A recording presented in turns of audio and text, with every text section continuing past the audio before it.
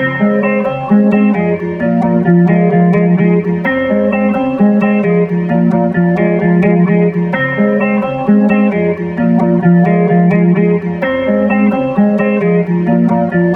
up, everyone? Welcome to Around the Felt, episode number 59. We're going to get into the NFC South grades tonight. We're going to recap how all these teams did this year. Probably one of the most disappointing divisions in football. Actually, no, they are the most disappointing division in football. This is a very mid division, Reagan. Very mid. I mean, outside of Carolina, the dumpster fire of the NFL. Yeah. I mean, fair enough. I wasn't too high on my grades for this division, but, we'll get into it. But it's hard to when it is hard to when the best team had 9 wins. Yep. Although they did win a playoff game, so that definitely helps give them a boost. Absolutely. We'll get into it, but let's start with some news, Reagan. Colts GM Chris Ballard says that Michael Pittman will be a Colt in 2024. There's progress on an extension. However, if they don't get an extension done by the deadline, they will use the franchise tag. Reagan, I think this is obviously a great move for the Colts. Pittman was phenomenal last year. You have a young quarterback in Anthony Richardson. Yeah, you need to have weapons around him. I'd say borderline top 10 wide receiver. You think, huh? I'm not going to go top 10 yet. I don't know, because if he was in a bigger market... He's definitely top 20. If he was in a bigger market, I think he would have gotten a lot more respect this year. And if the Colts were able to get into the playoffs and he had a good playoff run, I think he would have gotten a lot more respect. So, I still think top 10's a little ambitious, my friend. Borderline, a little bit. Borderline. I think there's a lot of guys, I don't know. There's a lot of guys I could name, and you could be like, you know what? There's a debate there. Like Chris Olave, Jalen Waddle, Garrett Wilson even. Devontae Adams at this point. Devontae's still better than him, I think. DJ Moore is a good one. Moore was better last year. T. Higgins. Devontae Smith. Yeah, those are all like... That's what I'm saying. You could have Brandon Ayuk, that's kind of that range. Like all those guys, you could definitely debate it. I'd go Ayuk over him, for sure. Okay, I think there's a debate there. I think there's a lot like that. I think he's a lot better than you think. So I just said he's a top 20 lock. I think he's probably pushing top 15 for me. I think top 10 is a little honestly ambitious. A lot of it has to do with where he's playing right now. If he was on a bigger market, I think he'd get a lot more respect. But Gardner Minshew slangs that thing. He does. He definitely does. He absolutely does. Except for when he's in our parlay with Michael Pittman. Then he does not slang that thing. He's anti-slanging it. Anti-slanging it. Zach Wilson granted permission to seek a trade by the New York Jets. Really not breaking news. The writing was on the wall from about halfway through the season. Yep. Reagan, what do you expect the compensation to be for Zach Wilson? A 7th? I don't know. I think we'll get something. Like people are like the Jets are gonna have to give picks up. That's not true at all. Somebody will take the risk. Well, I think I saw that it could be like a pick swap. Like a team gives the Jets like a 5th for Zach Wilson and a 6th. That's still so the Jets move up the board. But I'm saying we're not gonna have to give up a 5th to get we'll get the better pick out of the deal. Yeah. There's no way you get a worse pick. There's no way we have to give up Wilson and a 6th to get a 7th. No, yeah, because then why would you even do that? You just release him. That's just stupid. No, I think we'll get something. I don't know if it'll be great, but it sucks because you're basically admitting the pick didn't work, which it didn't. But I think at this point, I don't know, a team with a veteran quarterback would be smart to get him. At the end of the day, I'd say he's still a top 64 quarterback. He's definitely a backup worthy because he's shown that he can step up at times. He beat the Eagles last year. He played really well against Kansas City and Buffalo in primetime. So we've seen flashes that it's worth. I'd say a lot of teams take the risk. Like the Rams are a team I like a lot. Honestly, a lot of the teams I said with Sam Howell, I look at the same way that they should take the risk on Zach Wilson. I do like the Rams. I think Sean McVay could potentially fix Zach Wilson to the point where not that he's a top quarterback in this league or even top half, but at least serviceable. Yeah, and I'd say teams that maybe don't know what they want to do with quarterback, like Pittsburgh, you could take the risk. Atlanta, where it's like, all right, let's bring him in, see if there's anything there. Like, you could still draft that rookie quarterback. I don't know, dude. I think Atlanta, there's no shot to get Zach Wilson because last year what happened with Desmond Ridder, he was so bad. There's no way they're like, okay, Zach Wilson is going to be the solution for this year. Raheem Morris even said, he's like, I wouldn't be here if there was good quarterback play here last year. But I'm saying you're bringing him in more so to be like competition. Like, odds, if you're doing that, you're drafting the rookie quarterback. It's more so a guy that could be a backup and put some pressure on the rookie who will eventually get the job anyway if he's not starting day one. Yeah, automatically I think of teams with an old quarterback, and the first name that popped in my mind was Aaron Rodgers. Like, oh, well, that didn't work out. Yeah, so, no. I do like the Rams. I think that's the best spot for a Howell or Zach Wilson, to be honest with you. I'm trying to think of some other spots. I mean, I don't want to say Minnesota, even if Kirk comes back, because I don't think Kirk is going to sign a long-term deal with Minnesota. I do think they want to find a quarterback. You can say so many teams because it's so low risk. You're not giving up like anything. I think it's Kirk working on that tennis court. Yeah, dude, he looks his good. MVP odds like shifted like ridiculously after that. I'm not even joking. You see J.K. Dobbins' video today too, off the Achilles. He was 5.5 months out, and he's doing sprints and shit. Like, I don't know, some with the Achilles, baby. I think they're starting to figure out the Achilles. It's not the same devastating injury that it once was. He went from like 150 to 1 or 1 to 150, really, to 16 to 1. Or yeah, you can split it, cut it in half. No, like. Even more? Dave, you think 16 is half of 150? Well, you said 150. Yeah, I said it. I said it wrong, but he was at he was at 150 and went down to 116. Yeah. It's all right, Dave. I forgive you. I don't know why. I did word it weird. Hey, it's his birthday eve, man. You know, I'm a little nervous. He's a little nervous. Yeah. I'm just scared for my questions tonight. Yeah, you got to put up a better performance. It is a leap year today. Like, there's a lot of people turning. Like, I saw Tyrese Halliburton in the NBA. Dude turned 6 today. I saw that comment that yes. Feld had. Oh yeah, I was. Yeah, I was like, why does my phone keep buzzing, bro? Everyone's talking I was a little shit. bored at work, so I was trolling some guys. Some guy commented on the post, "Wow, he's 24 already." I'm like, "Did you read it? It says he's 6." And then some guys with the around the felt Instagram. Yeah, and then some guy was like, "Why are you being a dick?" And I'm like, "Grady?" ? Because there's a player called Grady Dick. So I was just I was in a goofy mood today. Oh, my boy's in a silly goofy mood. All right. Did you comment back to yourself on the post? I should have. You should have went on Reagan Lowe. Should be like, "No, this guy gets it, bro. It says 6." I saw a Giants post too. It posted within 16 seconds, and Kayvon commented instantly, which I thought was weird. And then I was like, "Come on the podcast, bro." No response. So yeah, come on. That's his loss. Yeah, we'll get Kayvon on one day. Yeah, right now my dream interview is George Eberle, the one that got away. Yeah, do you guys have dream interviews? Oh, easily. Name them. Baker Mayfield. That's easily, bro. That's like one of the most easily. ones I feel. You think? Well, I just gotta send him. I just wake up every morning and just send him the picture of us in Nashville doing the shot, and just be like, "Hey, bro, remember me? You want to hop on my pod?" Like, I thought you were gonna say hop on something else because that was getting real soft. Whoa! Pause, bro. Pause. I mean, I think it'd be cool to get Rodgers on. That'd be sick. Rodgers would be sick, but then we'd be like 40 minutes in talking about ayahuasca and shit. Yeah, hey, we have to be like in a dark. It'd become a Joe Rogan podcast. I'd be cool with that. Yeah. Who else? I don't know, maybe... Realistic ones. Realistically. If we're talking at the college level, let's get Diego Piave on here. Obviously Saquon, too, but that seems unlikely. Yeah, no, I don't think Saquon would be sick. Saquon would be sick. Maybe after he retires or something? I don't know. Yeah. All right, back to the news. The Bucs released pass rusher Shaquille Barrett. Led the league in sacks a few years back. Yeah, man. It's crazy because they just upped the cap by $30 million, and teams are still releasing some big guys, but yeah, the Bucs. The production just hasn't been there. The Bucs kicked a lot of money. I mean, we'll get into it. Obviously, we're talking about the Bucs with this episode, but they kicked the can down the road significantly in the Tom Brady era to build around him, and they had an elite roster. But at some point, that money catches up to you. Unless you're the Saints, you just continue to kick it and kick it and kick it and kick it until, eventually you're going to have to eat it. Yeah, but the Saints, a ton of players restructured today, I saw. So. Yeah, because the Saints are, as of right now, after the restructures, they're like $25 million over the cap this year. You know how much they're over/under the cap for 2025? I don't want to spoil it if they're over or under the cap. How much room do you think they have in 2025? They're probably like negative 60. That's really close. They're negative 50 in 2025. 2 years out, they're $50 million over the cap. How does that make any sense? I don't know. I'm not a math guy. Yeah, so, I mean, Shaq Barrett's been really good for Tampa Bay, but, he wasn't the same player that he was a couple years ago. Production dipped a little bit. Expensive. Had to be done if they want to bring back Baker Mayfield. Right before the podcast, Minnesota released running back Alexander Mattison.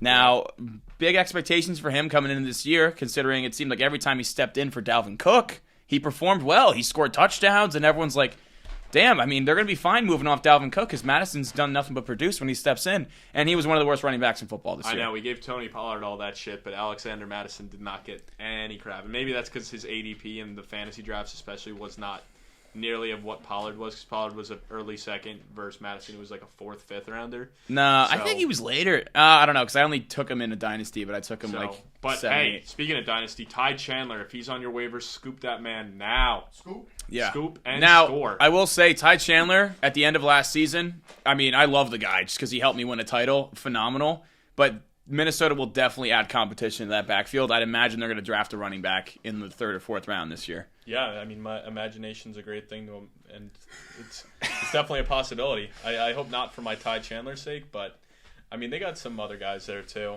because they've honestly drafted a lot of guys that haven't panned out. Why do I feel like they have a guy? Who do they have also? Well, I don't want to say Dwayne McBride. They do, because it is Dwayne McBride. He's in my taxi spot. I mean, that's a good taxi now though, because he's RB2. One injury away from being a startable guy. Yeah. It works. The Chiefs release Marquez Valdes-Scantling. MVS, baby. MVS, your boy in the Super Bowl, Reagan. You called his touchdown. They let him go. He was there for 2 years, got 2 rings. As soon as I saw that, I'm like, something tells me the Jets are going to. Yeah, I saw that on Twitter too. Where it's like, that just screams the Jets. Like Rodgers like, go get my guy. Yeah, I don't want to sign him. I'm good. After Mecole, I'm good. Yeah, I mean, I don't know. They're kind of similar receivers. Like, I don't really think it's. But he does have chemistry with Aaron Rodgers. You know what I mean? A ton of drops. Rodgers used to bug on him. Yeah, he does drop the football a lot. I don't know, man. Bears general manager Ryan Poles said they would need an offer that would, quote, help our organization significantly to trade the number 1 overall pick, similar to last year. Getting DJ Moore, moving back. Now you have number 1 this year. Reagan, we've been talking about it all year, man. Bro, I really hope they stick with Fields. I do. I still think that's the best option. I think they just keep building up that roster. Because, yes, quarterbacks can win you Super Bowls, but I don't know, man. If they could really stack it around him and just keep building up that defense in the future. Because, obviously, everyone says Caleb Williams is a can't-miss prospect. And usually when they say that, the guys do pan out. Like, Trevor Lawrence maybe hasn't lived fully up to expectations, but he's still been great. And, like, Peyton Manning and Andrew Luck was great, obviously.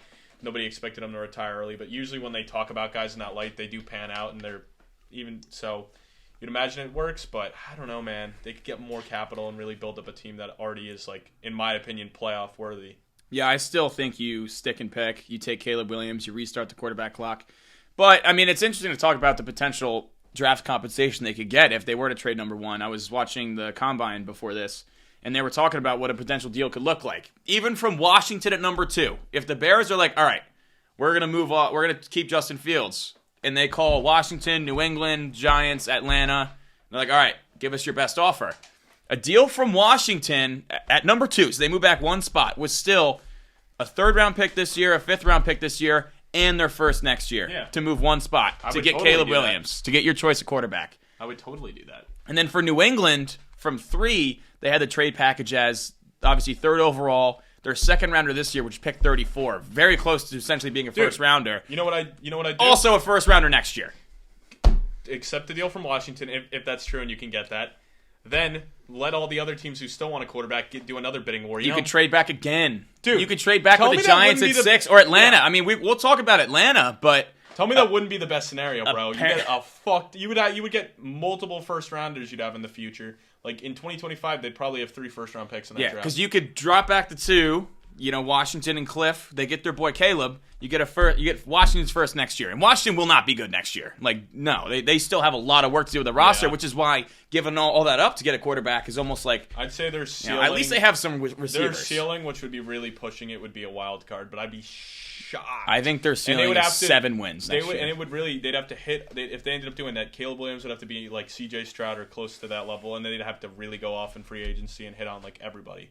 They need a lot to go right. But, I mean, I will say, though, like, difference from Houston, Washington's offensive line is one of the worst in the league. Houston has a really good offensive line. They built that up. They have a future Hall of Famer. But Larry Tunsil, left tackle. Money, so they'd have to really address it. They do. But how many times have we seen teams with a ton of cap space go and splurge in free agency, and then 2 years later they're like, damn, like we were good for a year, but now like everyone's digressed and we're stuck in all this salary cap hell. Like a lot. It happens a lot. You got to build to the draft. You got to pay your own. That's what the great teams do. But yeah, I mean, Atlanta apparently is really, really keen on getting a quarterback and moving up and trying to get one of those top 3. It's been reported by Daniel Jeremiah and I forget the other 2 guys, but 2 other draft guys that I saw. They really want to move up and get one. So hypothetically, you could move back to 2, get a first next year from Washington, get a third this year. Then move back to 8, get Atlanta's first next year. Now you're at 8 and 9. Okay, let's just assume a couple of tackles go. Maybe Malik Neighbors or Rome Odunze goes. Yeah. You still probably get the third receiver, either Neighbors or O'Dunes. And then with the other pick, you could add anywhere on defense. You can get a corner to pair with Jalen Johnson. Like you get a tackle too. You can get a tackle. There's a lot of good linemen. Oh man, if they didn't have Cole Kmet, I'd be like, oh, you fucking move back and you get Justin Fields, Brock Bowers, and Rome Odunze with DJ Moore. Oh, I mean, you still could go get Brock Bowers. I mean, it's not. Would that be the craziest thing in the world to have 2 good tight ends? I just think, no. But the way, I don't know, especially because Bowers can play in the slot a lot. You know what I mean? Like that wouldn't be the craziest thing to me in the world. Yeah, I mean, like we've seen it work. It'd be with interesting. New England. Yeah, I don't know. Hernandez I heard Daniel Jeremiah say this. I want to hear your thoughts on this. Specifically, using a top 10 pick on a premier position is like what they always say. Like, so go get a quarterback, a tackle, a receiver, a corner, a pass rusher, right? Yeah. If you get a tight end, the top paid tight ends in the league are making around $14-15 million a year. Yeah. If you take a guy, look at Kelsey, man. There's a reason why he made more money from Pfizer than he did his actual NFL contract. Absolutely, which is crazy to think. And it's crazy. One sponsorship paying more than your whole yearly salary. And this is the whole argument with people talk about the running back, but the tight end as well, because the draft slot you take a guy, that's the money that they're getting. It doesn't matter what position. It's per slot. That's the contract. And as you get farther down the board, it gets less and less and less. So if you take a tight end in the top 10 like a Brock Bowers or like Atlanta did with Kyle Pitts and then did with Bijan Robinson, those guys are already in the top 10 for highest paid at their position as a rookie. You know what I mean? So whereas if you took a premier position, like you took a receiver, the top paid receivers are getting over $20 million, so $25 million. So if you hit on it and they're a star like Jamar Chase or Jalen Waddle when they're young, they're significantly cheaper than the top of their position. And for a while. That's a great point to look at it from a cap perspective. But then if you do pass on them and they end up being like elite at their position, that's the thing. If Brock Bowers is going to be save a couple millions and passed on a generational talent, and that's the whole thing with positional value. Like you only take unicorns, like you take blue chip prospects, can't miss, and Bowers is that. So I think he does warrant a top 10 pick, even despite the salary cap implications. All right, Drock. That wraps up the news, brother. What do we got for questions? You know who we're getting into first. Austin. We're going with Austin. Which NFC South team is going to be a dark horse in the next NFL season? You got to go Atlanta. Just because, I mean, dark horse, you can't go Carolina. They're dog shit. They have so much work to do. Then New Orleans went 9-8. Tampa Bay went 9-8. Atlanta went 7-10. If Atlanta adds a Justin Fields, per se, defense was significantly better this season. Now you have Drake London you took in the top 10. You have Kyle Pitts you took in the top 10. And Bijan Robinson you took in the top 10 who are all still very young. I mean, all 3 of those guys could flourish with better quarterback play and a better offensive system now that bum Arthur Smith is out of town. To me, there's only one answer.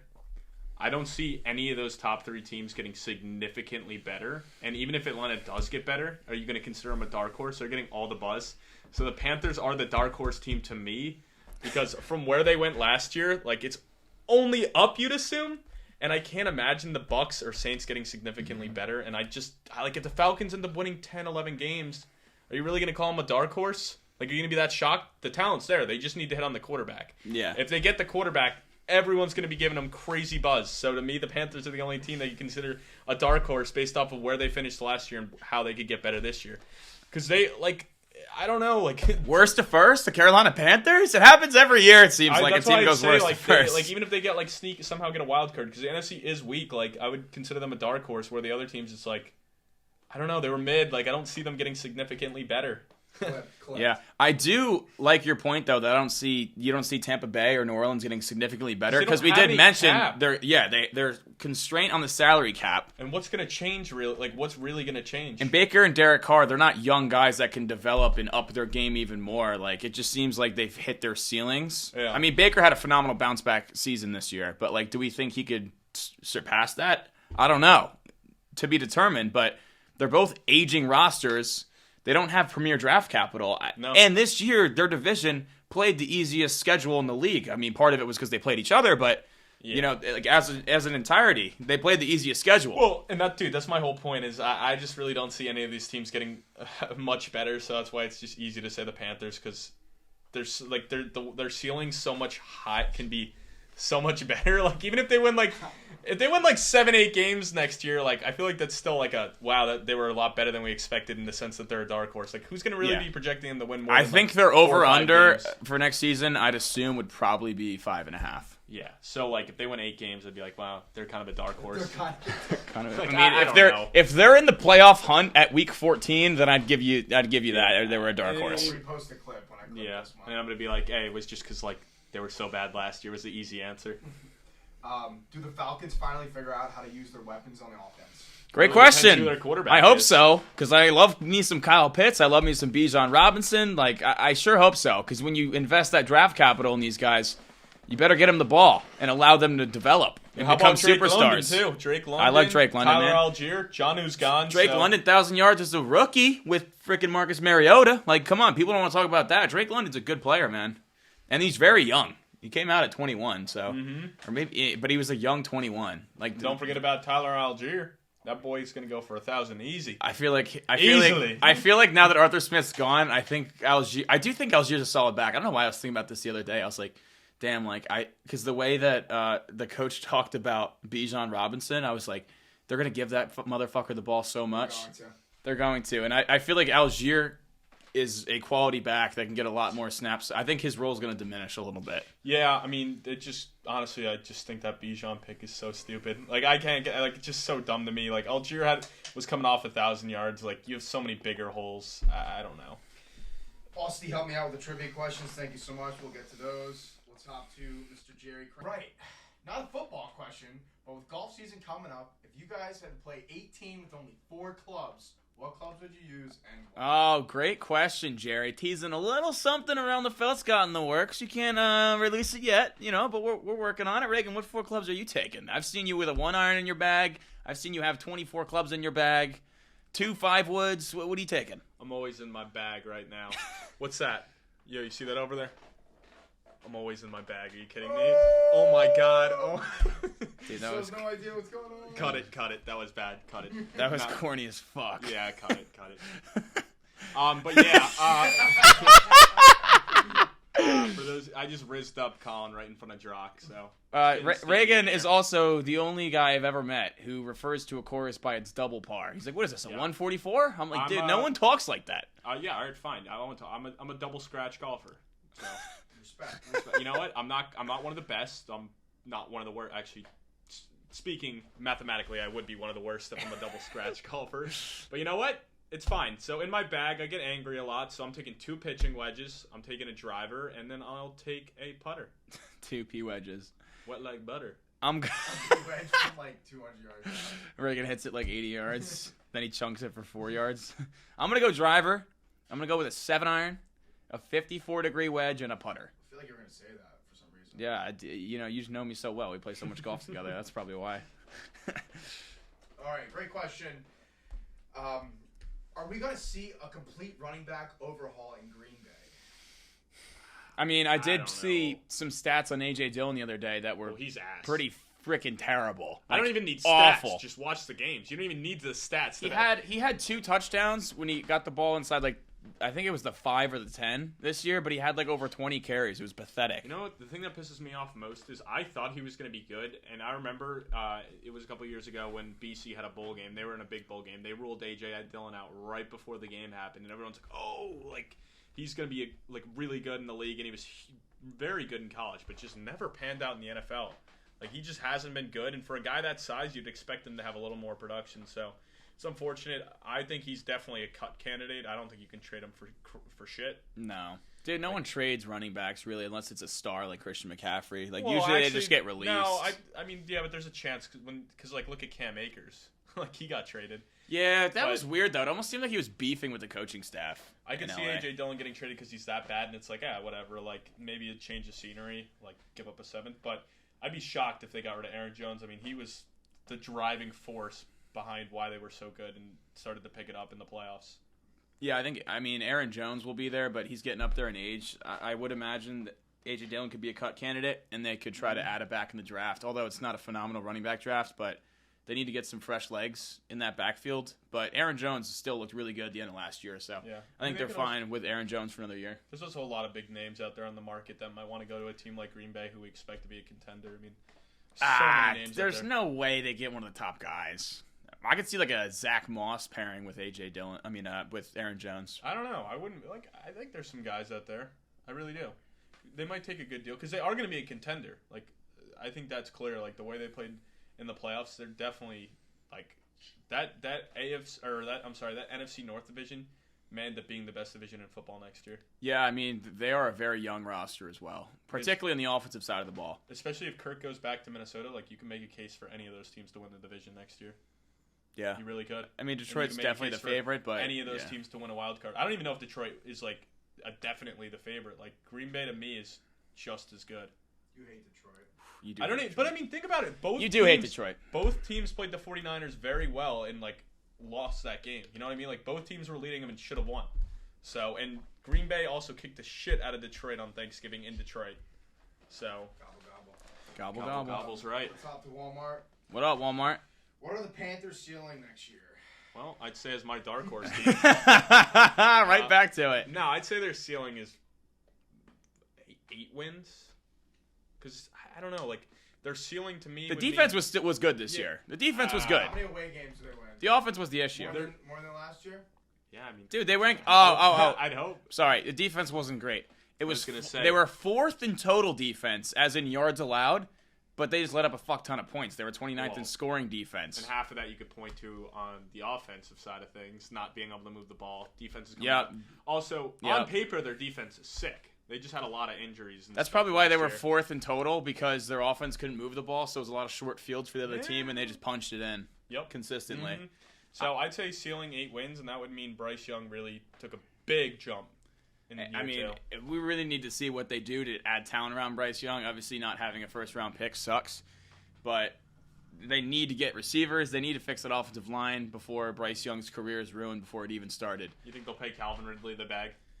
I don't know if they want to target a guy like Ridley. I don't know. They just have like a... They just need somebody. I know. I mean, there's really not a ton of options on the market right now. Yeah, at least Mingo showed a little bit of promise. What are the Saints ceiling? I mean, car MVP. two in the NFC. No, I mean, I'd say their ceiling is probably... I think their ceiling's 10 wins. Yeah, I lean more towards the 11-12 wins, and then there's no way that team is winning 12 games. He has the ceiling, which there's is the no way. peak. Yeah, but if they didn't win 12 this year with like the easiest schedule in football and where they ranked offensively and defensively, I don't think they hit their ceiling this year. I don't see a Derek Carr led team winning 12 games, bro. I do. I definitely do. I'd say their ceiling is 12 wins, winning the division, and then I don't know. I can't imagine them going past the divisional round. I'd say their ceiling is being like the 3 or 4 seed and then losing in the divisional round. I don't know. I still want to say 10 because I don't think this team's getting better. They're just getting older. Fuck, you're making me want to buy in on this team again. We can rerun it back next year. The over-under win total. I'm down. Off the ceiling take. Where does Bijan rank in fantasy running backs this year? All right, so not dynasty, just for this year. No, just for this year. Top 10. Hard to say top 5. Gotta think. What guys stick out to you right away that are over him? McCaffrey, Brees, Kyron. For sure. I wouldn't even say Kyron for sure. I would, bro. The amount of volume he got, dude. Are you kidding me, sure. bro? He won fantasy championships. I wouldn't for sure. I won 3 different fantasy leagues because of that dude, and they gave him all the volume. I wouldn't for sure. Dude, he was insane. He was the second best running back on a per game basis. To put Bijan over him, and you're betting on that he will take that next step. And I mean, honestly, I wouldn't be shocked. I'm not gonna say I'm shocked if he takes the next step. It's more so you're betting on that offense to fully click and for them to get the right quarterback in there to fully capitalize it. Like we know the Rams, Puka's gonna be there, Kupp's gonna be there, Stafford's gonna be there. It's proven. And we see McVay. He loves one running back. We saw it when Cam Akers was there. He was getting all the touches. When Gurley was there, he was getting all the touches. He loves his bell cow running back, so I don't see that changing. And I don't see the Rams bringing in any competition. There's no reason to. They have so many other holes they can fill. No, I hear you. I just want to see it a little bit more. You know, a little bit more. I want to see a little bit more. Bro was fucking the number 2 running backs on a point per game basis. I know. I hear you, dude. I hear you. I don't hate that. What's a little more? So we got Dave. We're not even done, dude. Shut the fuck up. So that's 3. You're ready to go. I heard you. You looked at you. You're about to read the next question. We're talking about what backs would you put over him right now? It's not a question. It's actually punishment ideas. Okay. All right. So we got McCaffrey, Brees. You want to go Kyron? Fine. Just for next year. Jonathan Taylor? Saquon. See, like now that's so many But now you can debate like every guy at that point, right? You can debate like where he could end up because his ceiling is so high. I don't know if I'm forgetting anyone. Williams. Blake Corum. I think he's definitely top. Blake Corum can't miss. I think he's going to be top 8 next year for sure. Yeah. For sure. Yeah, I mean, I said top 10 for sure. So I think his ceiling is like top. All right, we almost got a great punishment idea for us. Go to an Indian restaurant, ask for the 3 spiciest things they make, order them, and eat them. The 3 not just 1, not 2, but the 3 spiciest things at an Indian restaurant. I don't think I've ever even had a spicy thing food at an Indian restaurant. No, I don't think I've ever been to an Indian restaurant. Yeah, I don't know. I don't even know what I'd order. I'd just be like, well, the 3 spiciest things is what you'd order. Yeah, no, I'm saying in general. Like I'd look at the menu, I wouldn't know what to eat. Lamb and put like I don't know some sweet like hot sauce on that would be You good. think lamb? I feel like curry is probably spicy curry. Yeah. Yeah, I feel like that's definitely gonna be a top 3. Damn, bro. Going stuff. Damn, Drock is cackling, bro.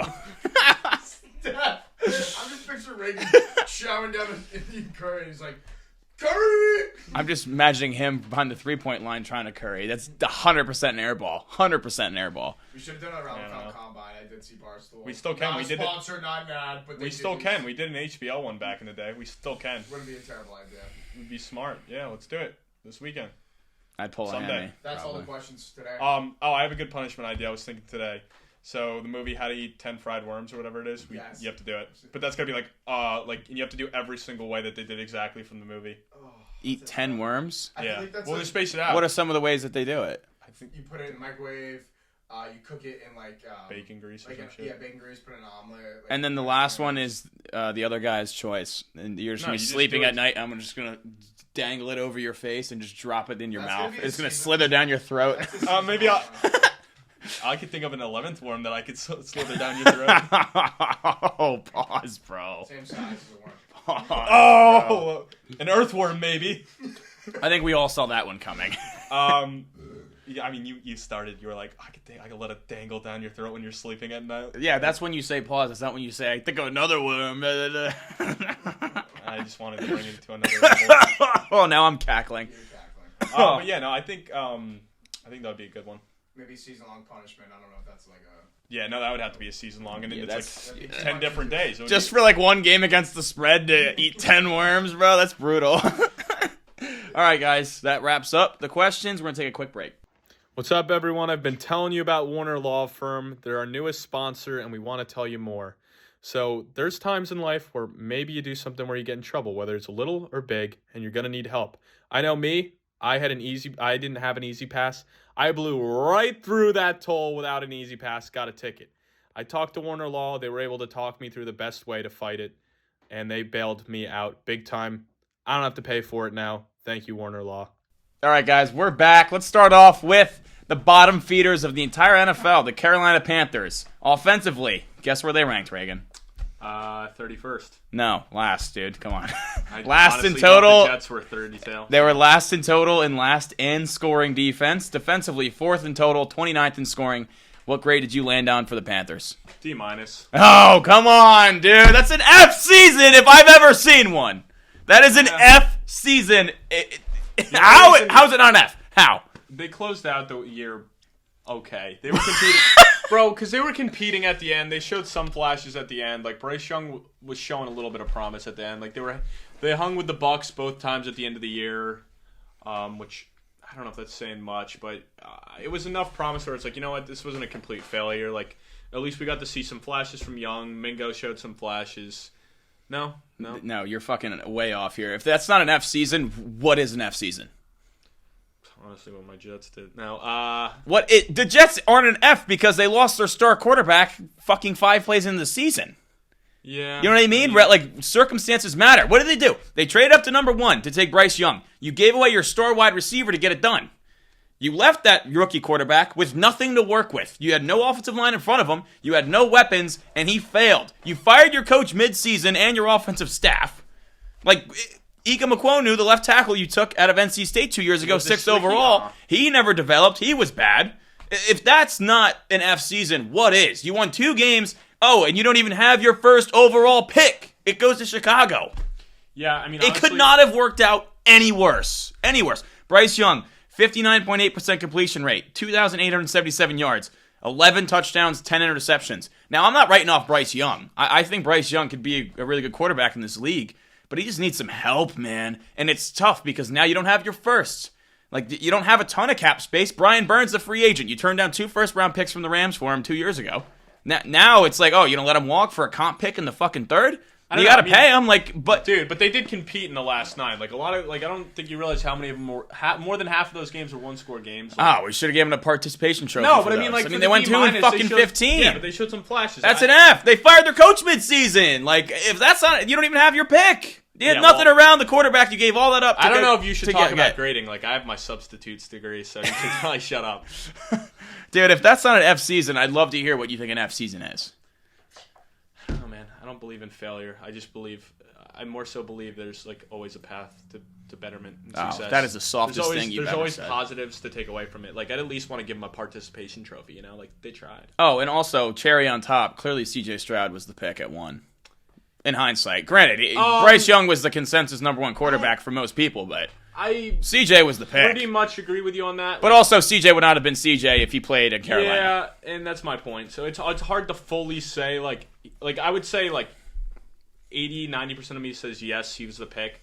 But, like, I'm still not fully out on Bryce Young yet. I just think, like, you swap situations. I can't imagine Stroud having much. But I hate those if statements, so I can't use that as my argument. I just want to give Bryce Young more time to develop. I agree 100%. I'm not writing off Bryce Young. It's not an F because of Bryce Young. No. It's actually an F because what they did to Bryce Young is the way I'm looking at it. Yeah, no, it'll be tough to revive him. It will.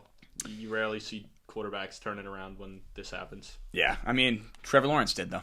Yeah. All right, Peyton Manning did. The Atlanta Falcons. Falcons. I'm glad you named 2 because I could probably name, like, a lot that did not. Yeah, no, I know. I hear you. My Falcons, those scumbags that couldn't win 9 games for me. It was a sweat all year. 7-10. 17th in total offense, 26th in scoring, 11th in total defense, 18th in scoring. There was improvement on the defensive side of the ball. They brought in Jesse Bates. He was a star this year. Reagan, what did you give the Atlanta Falcons? I just feel like it's C. Like, and it's going to be a C for a lot of these guys because it's just mid, you know? It's average. What's mid. C? Average. Division of mid. You know what? Like, I didn't have high expectations for them. Like, maybe I'm a little more on C- because I still feel like 7 and 10. Which one is it? C or C-? I'll stick with C. Okay. I'll stick with C. You know why? Because I have a C-. Because at the end of the day, like, they didn't have a great season. They didn't have a terrible season. There's a lot of positives to take away. There's a lot of negatives to take away. But at the end of the day, I feel like if they do get a quarterback, this is a team that could definitely be in the playoffs next year. So a lot of it comes down to Desmond Ridder. You're Mr. Positive tonight. Yeah. You know what, man? I gave him a C-. If they didn't fire that loser Arthur Smith after the season, I would have given him a D. Because I think he was a big part of their problems, and obviously Desmond Ridder was a huge part of their problems. Another losers kind of messed up. I mean, yeah, my bad, Arthur, if you're listening. Another positive, I guess, it could be a negative or a positive, how you look at it. At least you know that Desmond Ridder's not your guy. And it's not like, oh, well, he did a little bit of this. Like Justin Fields after year 2. You were like, oh, well, he showed flashes, but you don't know. You're kind of in between. You don't know yet. At least you know Desmond Ridder's not the guy, so you're not going to waste time trying to build around him. Like, let's be honest. And rumors do have it they're going to be aggressive to go get a quarterback. That's their biggest missing piece in the offseason. We already talked about them earlier with Pitts, London, Bijan. The weapons are there. You have blue-chip prospects. I mean, it can be an elite offensive arsenal if you get a good quarterback in play and have a nice offensive scheme. The line's not bad either. Yeah, no, the line's pretty solid, man. There's so many first-round picks on that offensive line. Yeah, it's a top half of the league offensive line, for sure. Yeah. I mean, another positive, the defense improved a lot with Calais Campbell and Jesse Bates coming in. They still need more juice on the edge. I mean, if they don't get a quarterback in the draft, which I still lean that it goes 1, 2, 3 quarterback and those teams move, I think edge rusher could be in play for them at 8 because they definitely do need more pass rush. It's been forever. I feel like that's been their biggest need outside of quarterback for the past 5 years. But there is a negative that A.J. Terrell, who was a star in his second season, did take a step back. He wasn't the same shutdown corner. But the defense was better. I mean, It's a mid team. I gave him a C minus. Could have been worse, honestly, but I don't know. At least they fired Arthur Smith. All right, your Saints, Reagan. Your Saints. The Saints you predicted to win 12. They went 9-8. They ranked. Now I was surprised when I saw this. 14th in total offense, 9th in scoring offense, 13th in total defense, 8th in scoring defense, and they finished the season 9-8 with a very easy schedule. The first or second easiest schedule in football. I gave them a C minus, even though they had a winning record at 9-8, because I think they could have done better. The way they ranked and who they had to play, they should have won the division, to be honest with you. Yeah. They really should have. I mean, I think the season's kind of a failure because of that. Yeah, no, I landed on a C, just like the Falcons were. Yeah, they were better, but I fully expected them to be better. Like, Derek Carr had a terrible first half in the year, and then he turned it on at the second half, and they got close to the playoffs, and that's when they started winning games. It was too late. Yeah, it was like, too late. If you take first half Carr and second half Carr, like, the second half was the MVP type of guy I was talking about, and the first half was the non-MVP that you saw in the beginning, and it just, you know what? And maybe not having Kamara early on, but the run game was non-existent. Like his even with Kamara, he just wasn't the same all player. All of his value came in the receiving game for fantasy. Like, he ended up having a good fantasy season when you get fucking, what was it? I'm sorry, ducking like 8. I let it fly, dude. I don't give a shit. Come on, PG. When you get 80 targets or whatever he got this year, and there's no run game, it doesn't help. And the line wasn't great. Like, it seemed like every time I was watching, Carr was checking it down and constantly under pressure. Olave had a great year, like, when he went to him.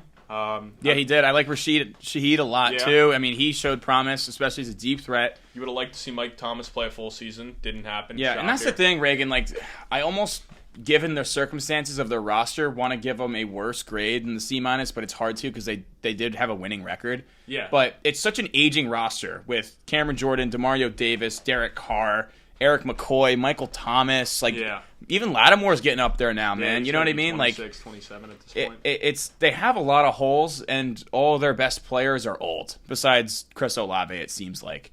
So, their window is almost closing, and it's going to be a point where the Saints are going to be one of the worst teams in football in the back half of the 2020s, because at some point they're going to have to eat all this dead cap.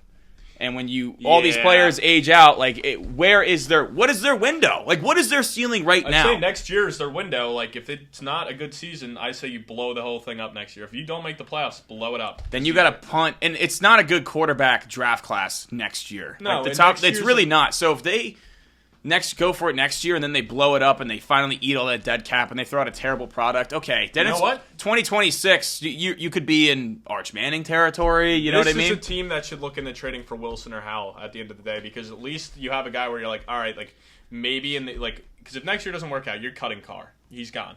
I can't imagine Jameis Winston wants to be back. No. So that's what I'm saying. This is a team that should look into getting some of those cheap young options, because if next year doesn't work out, at least you could turn to one of them and be like, all right, like, we got this guy here. We're going to let him roll for the 2025 season. See if there's anything there, and then you go and draft someone for 2026. Yeah, I mean, at some point they just got to blow it up. Like, they just can't keep. It's got to be next year. We'll tell you everything. If it's another missed playoffs, blow that shit up. Yeah, they can't keep functioning like this. Plus, their ceiling isn't even a Super Bowl. Like, it's one thing. It's one thing to be in the salary cap position if you have like a Tom Brady and you're really gunning for it, or like what the Rams did. Like, but this roster just isn't ready to compete for a Super Bowl. It's just not. That, Saints? You heard that, Saints? The Saints in the Super Bowl. Dude, that would be electric. That'd be nuts. I would eat crow on that. I would 100% tip my cap. We would make you eat a crow as a punishment. All right, finally, Reagan, the division champs, the Tampa Bay Buccaneers, 9-8. But Reagan, they did not really perform very well statistically. 23rd in total offense, 20th in scoring, 23rd in total defense, 6th in scoring though. So bend don't break for that Todd Bowles led defense. What did you give the Bucs? I'd say a B minus. A B minus? Yeah, because at the end of the day, like, what the? No way. Why the minus? Because they won a playoff game. Otherwise, dude. C. Really? Yeah, dude. Because at the end. Whoa! No, you're way off, bro. That's an A minus season. No, that's an A minus not, season. Bro. Yes, it is. Bro, they won 9 games. Okay, but they won a playoff game in a year. They're a B minus, bro. Like, Philly fell apart, dude. Like, that win was more on Philly falling apart than it was anything to do with the Bucs. The Bucs look good though. They looked good, and they battled, man. They battled against Detroit. I mean, they were right there with Detroit in the fourth quarter. I don't know, man. The same Detroit team that was beating the Niners till the fourth quarter. To me, I give them a B-, man. Like, honestly, like they definitely succeeded, like, way better than I thought they would do. But at the end of the day, like, I can't give them much more because there's not a lot of like, what are you really gonna take away from it, dude? Look at all the guys. Wait. What did you give Pittsburgh and Cincinnati in the North? I'm just curious because neither one of those two teams won a playoff game, and I think you gave those teams a higher grade than a B-. Well, I gave Cincinnati a pass, which you have to. Yeah, and but honestly, I'm curious. What did you give Pittsburgh? Would you give Pittsburgh? I want to say C. no, he was in like the B's. No, I don't think you were in the B's. I think it was a C+. You were definitely in the B's. It might have been a B-. It might have been the same grade. I think it's unfair given the same grade. You definitely were in the B's, I feel like. Yeah, but at the end of the day, dude, look at the schedule they had. Like, the same... Okay, but I'm saying the same... Like, at the end of the day, they did win the playoff game. That's why they're ahead of the Saints. But at the end of the day, they went 9-8, just like the Saints did, and they had an easy schedule, just like the Saints did. Okay, but the Bucs won a playoff game. The Saints did not. That's why they got a B-. And Reagan, what was the Saints over/under win total preseason? 9.5. What was the Bucs? 6.5. 6.5. 6.5. Okay. 6.5. Their preseason win total was 3 games, bro. That's an absurd differential. And they had the same record, and the Bucs won a playoff game relative to preseason expectations in a year that they were supposed to be rebuilding in the post Tom Brady era. They won the division, even though they went 9-8, and they won a playoff game with Baker Mayfield, and Baker Mayfield found his groove again. What do you give him? A-. And Baker, 64.3% completion rate, 4,044 yards, 28 touchdowns, 10 interceptions, rejuvenated his career in Tampa Bay. And they won a playoff game, and they had no business winning a playoff game. Because also, they lost guys along the offensive line. Well. They definitely had business winning a playoff game. They were at home. Preseason, they had no business winning a playoff game. When they got there, like, they were, 2.5-point underdogs? This is relative to preseason expectations, my brother. Hey, full season, man. 6.5 win total to win a playoff game is a good season. Especially when you consider the dead cap. I think they had around $70 million in dead cap this year. So they were only allocating around 160. So what are you saying? They got the most out of what they had. They got the most out of what they had. They won a playoff game when they had only $160 million allocated to his roster, which is very difficult to do. And they took a journeyman quarterback in Baker that played for 2 or 3 teams the year before? Yeah, that's team number 4, yes. Like seriously. And he rejuvenated his career. And they clearly exceeded expectations. They had questions on the offensive line heading into the season. The only sure thing was Tristan Wirfs. And he was moving from right to left tackle, which is not easy to do. And he did it seamlessly. The offensive line was actually much better than we thought it was going to be. Because I remember during the preseason pods, that was one of my big things with the Bucs. Why I didn't think they were going to be good this year. Hey, I'm not saying Baker struggled by pressure. Not what I'm saying. They obviously exceeded expectations. Yeah, but I think B- is way too low. It's just hard for me to really be on way the side of a low. 9-8 team, man. Like, I'm sorry. Like, yeah, but they and they were like a 9-8 with an easy schedule too. It's not like they were 9-8 and it was like they went through the gauntlet. Like they had one of the easiest schedules. I get that point. So, it wasn't regulars. That's the thing I have here too. I was like, and they won a home playoff game. It's not like they went on the road and beat some team. And they beat a team now you're fucking shitting on winning a playoff game. No, I'm not shitting on it. But there's definitely winning a playoff game on the road and winning a playoff game at home are 2 different things. Also, Antoine Winfield Jr. became one of the best safeties in football this year too. He did have a great year. Phenomenal. Yes. I mean, yes. I don't know. I think B- is low. I would have been fine. I think you're a little high. I would have been fine. A little low. But well, maybe we meet in the middle at a B+. What do you think, Trock? I think B+. Okay. I get both points though. I really want people. They did have an easy. Can people let us know, like, guys, if you're listening to this, like as you're listening to this right now, text either me or Reagan and let us know who's closer, my A- or his B-. Like seriously, like I want you guys to settle this debate for us. It's a B+. We should actually clip this and put it on and do a story. Like, what grade you give the Bucs? A-, B-. Because I am curious. Mm-hmm. I do get your points, but like I just think relative to preseason expectations, let me buy him a shot, I would probably give him a higher ranking too. Dude, seriously though, he was a journeyman, and he 28 touchdowns at 10 picks, 4,000 yards. Come on, man. Come on. They were right there with Detroit. I don't know. That's a good year. And they were not supposed to compete this year. Let us know in the comments and around the Felt Sports. They were not supposed to compete this year at all, bro. Drop a comment. 6.5 win total to winning the playoff game. I love it, man. Pause the video. Drop a comment right now. Did you pause it? Resume. All right, and while you're at it, like the video and send it to all your friends too. All right, guys, that wraps up our grades for the NFC South. We'll be back next week around the felt. See ya. No, we got some trivia. Yeah, we have trivia. Oh shit. It's okay. You can fucking run it back and just say something. 'Cause these questions are good. All right, guys, we got trivia. That's on me. I forgot we got We trivia. just go right into trivia. Score! Touchdown, San Francisco! You know what would make this even better, Drock? A bottle of Worst Manhattans. And after all, we do bet with the best. Meanwhile. Touchdown, San Damn it, man! That's the last time I fade, Drock.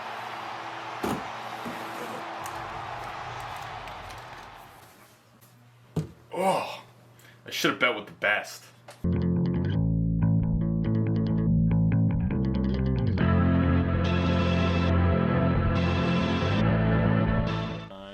All right, guys. Sorry, that was on me. I jumped the gun. I forgot we got trivia. So it's 1-1 right now. I won the NFC East. You won the AFC North. Ready to roll. How many questions we got? How many what's up? Questions. I think there's 8, so It's never organized. I may have to find something. It's never organized. All right. Yeah, there's Hopefully by the 4th. Guys, we're going to be division. putting on LinkedIn. We need a question person, so submit your applications. Yes. Yeah, Jock has not been up to par here. All right, get those hands ready to ring that bell. You Who had can't. the most sacks in the NFC South? Yeah, you don't want to jump the gun there. See, I know one guy who had 8.5, but I don't know if that's the high. Oh, crap. Oh, I'm blanking out on his name. Oh, and he's a rookie, too, on the Bucks. He's a rookie on the Bucks. You're thinking of Kalijah Cansey. It's not Kalijah Cansey. Brian Burns. Wrong. Kalijah Cansey. Kalijah Cansey. Wrong. Carl Ganderson. No, I was going to say Carl Oh, It's Granderson. It's Granderson. I was bro. going to say... Oh, sorry. I was going to say that. You I said forgot to pull Ganderson. the R. I was going to say Carl Granderson, too, but I was like, there's That's no not the way. guy wrong. How many did he have? Do you know? He had like 9.5. Nah, I just threw this in my notes. Dude, I was trying to think. I was like, I don't was think gonna someone say had double him, too. digit. I'll have numbers I for know next year. Burns had For 8.5. next but- year. All right. Who had the most rushing yards? Wait. Oh, wait. Wait, you Bijan. gotta say it. Is that your answer? Wrong. You have to give an answer. Chuba Hubbard. Wrong. Was it White? Yep. Nah. Really? I don't know why I didn't say White. I knew he had a great You year. suck. I just thought Hubbard had a lot of like 100-yard plus games towards the end. Damn, bro. I believe Bijan was right behind White. Like, Probably. literally right I knew say Bijan had 1,000. I knew Who it wasn't had the Kamara. most amount of return yards? Rashid. Shaheed. I mean, he was... What? He was an all-pro. How the fuck... Wrong. What? Wow, I would have easily guessed Rashid Shaheed. Return yards, bro. Yeah, I mean, you're not gonna... I don't know, dude. Cordell Patterson. Wrong. Raheem Blackshear. Ah. Really? I mean, I guess... Yeah, actually, that makes sense because they let up so many damn points that... that there's a lot of more make these returns. questions easier for you guys. I mean, Shut the like, hell up, I'm Drock. trying so hard. You don't even know who half these guys are. I don't. I know the next guy though. And you guys should know him too. Baker. Wrong. All right. Ring the bell when you gotta answer it. Who had the most field goals? Young Wei Koo. Cash. Cash money! Come on, 1-0, baby. Wrong. What was that, question 4? Yeah, that was Have you All right. gotten in the This one's Norski's pretty questions tough. yet, or no? What's up? Are you on No. yours or No, Austy's? just on mine. Oh, okay. They're fire, right? I know. They're good. They're very good. Much better this time, This one's bro. gonna be a tough one. I'm not sure if you guys will be able to answer this, but give your best educated guess. Who had the longest average punt? Average. Yeah, sorry, I don't know the punters off the top of my head in the NFC South. Ah, What's all those special teamers, bro? This is a tough one. Holy Next one's not shit. special teams. I know. I actually don't even think I know one of the punters' names. Morstead. Wrong. Is on the Jets. That's crazy. He's on the Jets punter. I thought there was a couple Morsteads. Oh, brother. I'm trying to think. You know, I thought of Morstead. I just saw Do Morstead I on even Twitter. know one I of hope I them? spelled his name right. Oh, I actually don't know any of them. I don't know any of them. Ring it. Johnston. Wrong. Johnston? Jake, Camarda. Yeah, dude, I'm not getting it. The Bucks punter. Yeah, Yep. I did not. All right, know, you guys actually. stink. This one's gonna be quick, so get those hands ready again.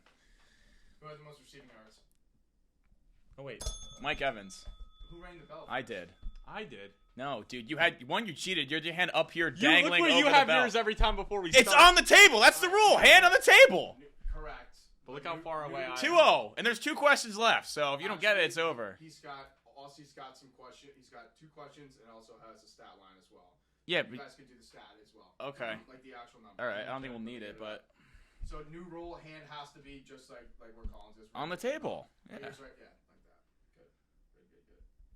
I'm happy we're establishing this after. All right. Let's go to Aussie's questions. Well, we got Austin. Which NFC South team led their division in 2-point conversions? I'll let you Panthers. eliminate one. Wrong. You picked the lowest scoring offense as the one that led the league in 2-point conversions. Yeah. It's dark horse. Because scoring they offense were always in the down league so much. with so when 2-point they I don't know if conversions. he gets it wrong. Saints. Correct. Yes. All right. Get your hand right. Keep going, bro. I want a clean I sweep. don't even care. 3-0. Whooping that ass. There's 3 questions left. Whooping that Oh ass. my God! You guys Imagine. can tell you have to get them all right, Imagine. though. This would be amazing. How many 2-point conversions were there? 5. 6. Reagan was closer. He had 5. It was 4, but Let's go. You don't get it right for being close. Dave makes. When have He's unbiased. When have we ever done? Oh, you were closer. This is a good game. Whenever we guessed, like, oh, what was the year that they won the Well, first Super Bowl? We so both you want randomly fucking guessed. It wasn't who was Hey, closer hey, got hey, it. When did we ever use a bell? When did we ever use a bell? All right, the next one is a percentage. It's 3-0. That's it. It's over. Nope. Mm-mm. It's over. Keep it Now, going. I'm gonna give it to him. I want the game to keep going. What, dude? Come on, that's He's not bullshit. biased. 3-1. That's bullshit. Which NFC South team had the highest third down conversion rate during the last season? That was one. The Bucks. Correct. Bang. Let's go. It's 3-2. He's so upset. It's not 3-2. It's not 3-2. And what was the conversion rate percentage? 64.3 is wrong.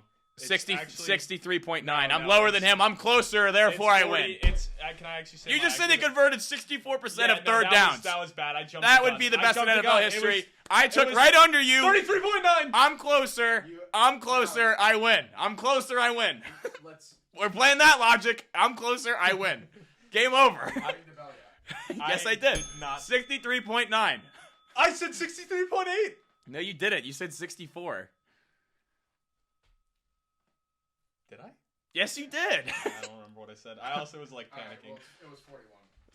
Yeah, clearly it's not above 50. I don't know what the. I was like. I was closer. I I won. honestly was just not even thinking. It doesn't matter. It would have been a limit. That's why you can't play that way, Dave. Yeah. That's why you can't play I that way. wanted to keep the game fun, all right? It was a I fun mean, game. yeah, All right. it's fine. Wait, is there another question? No, that's it. That's Either it? way. Ask one more. 2-1. I don't have any. I'm up 2-1. I gotta get prepared. Next time I'm coming more prepared. You got preseason. I'm gonna get I'm gonna postseason. come up with like 10 questions or 15 questions next time. Oh, thanks, I mean- Jock. That'd be great. I'm not too worried. We will be on Zoom for the next several podcasts as well, with Drock and I moving. Hey, maybe you'll come out one Sunday. Maybe we'll do it live. That'll be fun in the apartment. Yeah. Yeah, probably not. But you guys can always come back to the studio. I'm not coming back. So. As much as I'd love, I don't think I want to spend my Sunday night in Hoboken. I don't think you guys want to spend your Sunday night in Jersey. But over the summer, we'll figure it out. We'll get some. Over the summer, we'll definitely do some pods together. Yeah, it's gonna be weird not recording the pods in the studio, man. Yeah, but honestly, How we've grown 59. No, we will. we're gonna put a LinkedIn ad out for a podcast, an in-person podcast host to deal with me. So Pop Tart, put in your application. We're also doing one to ask questions. Even though you were better today, Drock. Good work. Good work. Maybe we'll have some guys tune in on Zoom to ask the questions. Instead of Yeah, guys, we're gonna be on Right? Zoom, so if you guys any want to come in instead of sending questions on Google Forms and hop in and ask and debate with us, man, that'd be phenomenal. Yeah, hop in this bitch. That would be huge. Yeah, That would actually that'd be huge, man. All right, guys, that wraps up this week's episode of Round the Felt. We'll catch you next week.